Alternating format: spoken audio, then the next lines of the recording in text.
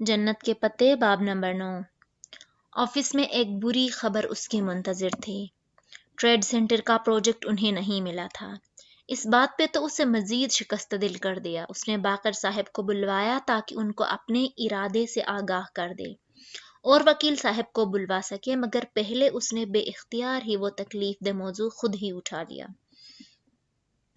इतनी अच्छी प्रेजेंटेशन दी थी, फिर हमें प्रोजेक्ट क्यों नहीं मिला? रात के वाक़ये की थकन और अजियत उसकी आंखों में उतर आई थी। उन्हें हमारा प्लान पसंद नहीं आया।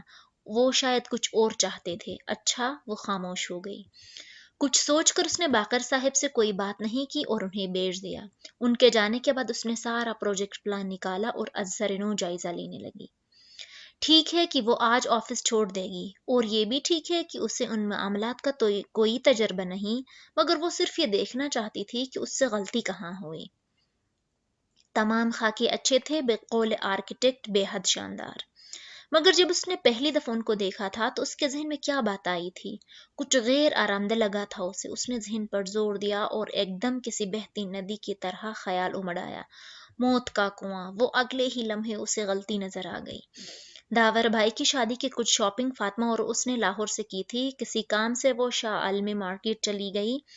गलती ये की कि कि वो अपनी कार ले गई। वहां एक मल्टी स्टोर पार्किंग बिल्डिंग में कार पार्क करना पड़ी, वो भी चौथी मंजिल पे। गोल गोल घूमती मंजिलें, तंग तारीख जगह, गाड़ी ऊपर चढ़ाना गोया यूं था जैसे मौत के कुएं में ड्राइव करना। तब से उसे मल्टी स्टोरी पार्किंग इमारत बहुत बुरी लगती थी, और अब उनके प्लान में ट्रेड सेंटर की पार्किंग एक छोटे रकबे पे मल्टी स्टोरी बनाई गई थी। उसे तामीराती काम का तजुर्बा ना था, मगर शॉपिंग की एक तवील और वसी तजुर्बा था। फिर ये इतनी बड़ी गलती उसे पहले क्यों नजर नहीं आई? शायद इसलिए कि वो पहले खुद को कम इल्म समझकर आर्किटेक्ट पे भरोसा कर रही थी। अंधी तकलीद। मगर अब अपनी अकल से सोचा तो चौंक गई। लोग एक खुला और ज़मीनी पार्किंग लॉट पसंद करते, और मल्टी स्टोरी पार्किंग बिल्डिंग्स तो इधर कम ही बनती हैं। फिर आर्किटेक्ट ने ऐसा क्यों किया?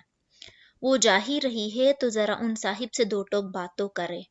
यही सोचकर वो बाहर आई। तुर्कों से उसने खुद चलकर जाना सीखा था। वहां किसी से रास्ता पूछो तो वो आपके साथ चलकर आखिर मंजिल तक छुड़ाता था। सो वो खुद आर्किटेक्ट साहब से मिलने चली आई, लेकिन कॉरिडोर के सिरे पर वो एकदम पीछे हुई। वलीद और आर्किटेक्ट रिजवान साहब किसी बात पे हंसते हुए अंदर जा रहे थे।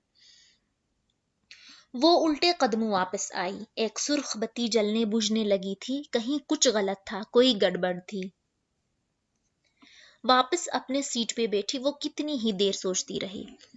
फिर अपने पर्स में मोबाइल के लिए हाथ डाला तो वो मखमल का टुकड़ा भी नजर आ गया, जिस पे सुनहरी धागे से दो अल्फाज लिखे थे।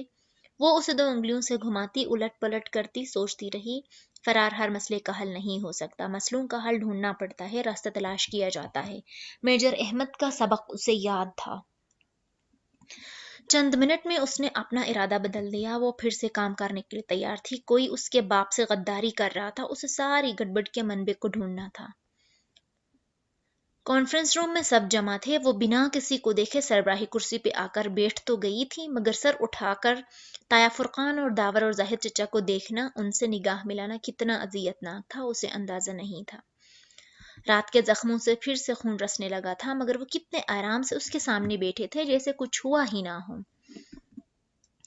तो आपने प्रोजेक्ट हार दिया। ताया फुरकान ने नहूद बरी संजीदगी से उसे मुखातिब किया। उसने अपना झुकाया हुआ सर उठाया। वो ताया फुरकान की बेटी की तरह रात गए पकड़ी नहीं गई थी, जैसा कि ताया ने एक दफा उसे फोन किया था कि वो सर उठा न सकती। न ही वो जाहिद चचा की बेटी की तरह पूरे खानदान में चीख चिल्लाकर और भाई को बेइज्जत करने की मुजरिम थी। जाहिद चचा ने उसे सख्त सुनाते हुए अपनी बेटी की हरकत को क्यों फरामोश कर दिया, और ताया ने भी कभी दावर की इस बेइज्जती पे बाज पुर्स की। फिर अब, मगर वो हिजाबी लड़की थी, और कोई हिजाबी लड़की है कितना ही कीचड़ उछालने की कोशिश करे उसे मेला नहीं कर सकता। जी सर, मैंने हार दिया। ताया की आंखों में आंखें डालकर उसने सपाट अंदाज में कहा। क्या आप मुझे बताना पसंद करेंगी? वलीद की बात पे उसने गर्दन मोड़कर उस संजीदगी से उसे देखा। मैं आपको जवाब दे नहीं हूँ वलीद साहब। दुरुस्त। मैं आपको मुतल्लक करना चाहूंगा कि हम ग्रीन हाउस स्कीम वाले प्रोजेक्ट डिले करने पे मजबूर हो चुके हैं। क्यों? वो चौंकी। उसे मालूम था कि वो कितना अहम प्रोजेक्ट था।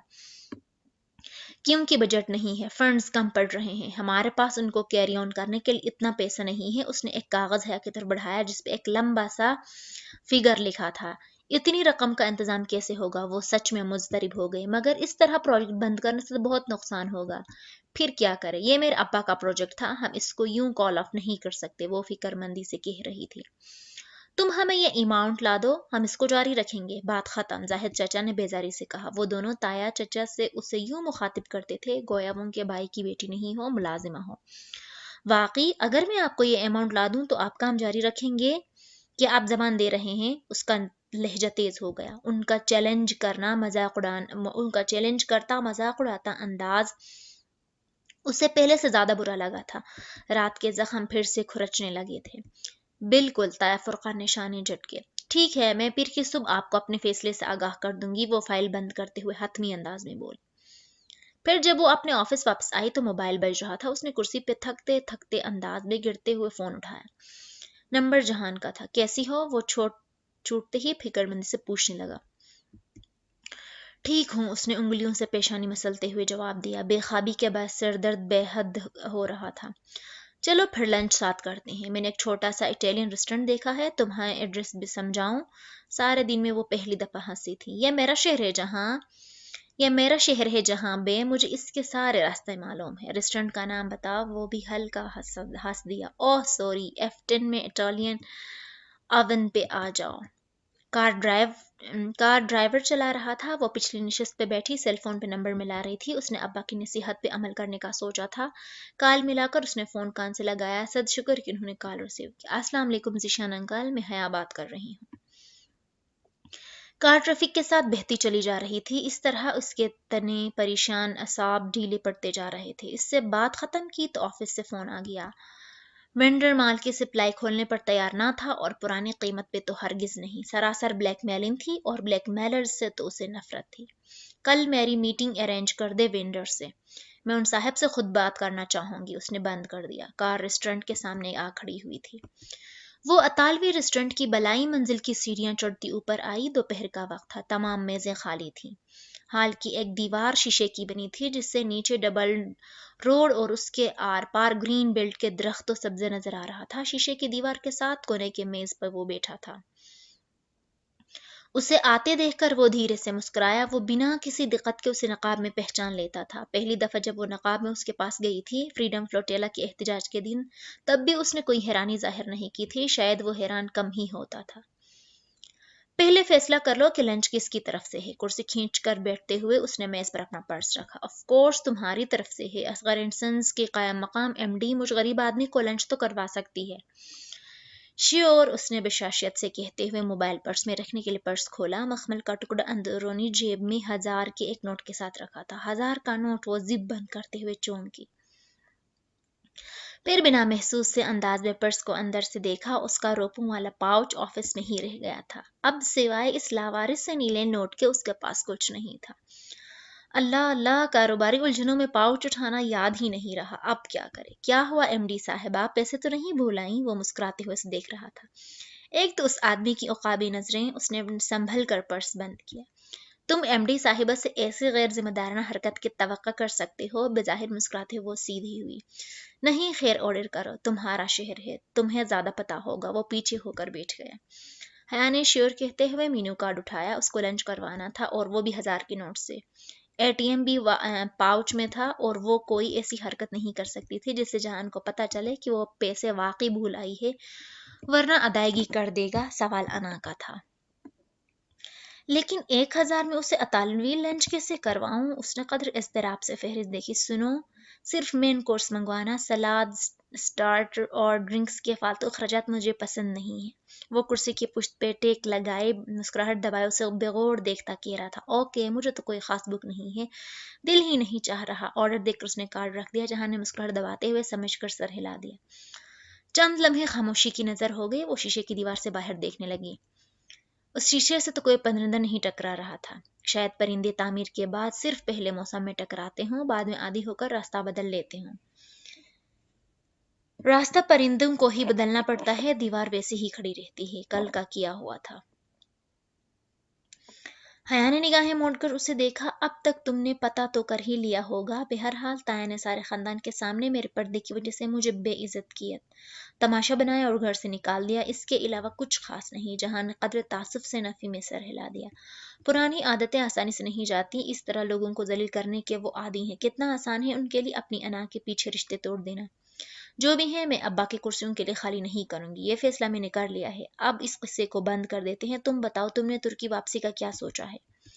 सब मुझसे यही पूछते हैं कि वापसी का क्या प्रोग्राम है। लगता है मुझसे तंग आ गए हैं। दिल करता है मेरा कि माहसन की तरह कबूतर बनकर किसी गार में छुप जाऊं। उसने गालिबन कोई तुर्क मुहावरा बोला था। खैर, अभी कुछ दिन इधर हूँ। तुम्हें कब जाना है? जुलाई शुरू हो चुका है। मुझे 5 जुलाई के बाद क्लियरेंस करवानी है। अब्बा की तबीयत जरा संभल जाए फिर जाऊंगी। लंच आ गया तो वो अपने नकाब से बासानी छुरी कांटे की मदद से खाने लगी। फिर किससे ख्याल के तहत पूछा, जहाँ तुम्हें मेरा नकाब, मेरा मतलब है तुम्हें अच्छा लगता है यूं मेरा नकाब लेना? वो जरा चौंका। हाँ ठीक है, उसने जरा उलझते हुए शाने उचकाए।